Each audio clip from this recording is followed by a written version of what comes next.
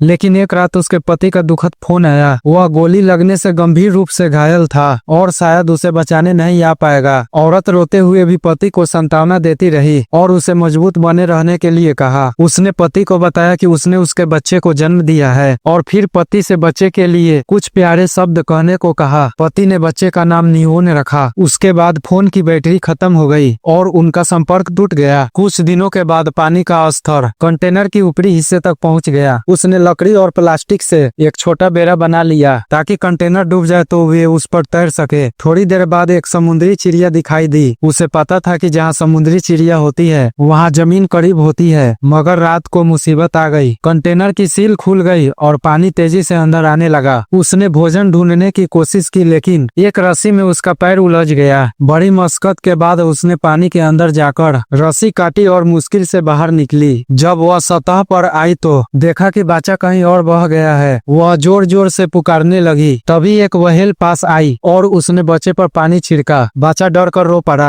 और इसी आवाज से औरत को बच्चे का पता चला। वह तेजी से तैरकर उसके पास पहुंची। सौभाग्य से बच्चा सुरक्षित था और व्हेल भी वहां से चली गई। वे सारी रात समुद्र में रहे। औरत को पता था कि उसने अपनी पूरी कोशिश कर ली है। उसने बच्चे का हाथ पकड़कर कुछ विदाई जैसा शब्द कहे। अगली सुबह उसने कुछ मछलियां समुद्र में डाली जिससे ढेरों समुद्री चिड़िया इकट्ठा हो गई। ठीक उसी समय वहां से एक मछली पकड़ने वाली नाव गुजरी। नाविकों ने समुद्री चिड़िया का असमान झुंड देखा और तुरंत नाव उसकी ओर मोड़ दी। सबसे पहले उन्होंने बच्चे को नाव पर चढ़ाया और फिर रस्सी डालकर औरत को भी खींच लिया। तब तक उसकी हालत बहुत नाजुक हो चुकी थी, मगर दयालु मछुआरों ने हार नहीं मानी और उसे बचा लिया। यह विश्वास करना कठिन था कि एक औरत पूरे 1 महीने तक समुद्र में रही और अपने नवजात को जीवित रखने में सफल रही। यह सचमुच माँ के महान प्रेम की अद्भुत मिसाल थी।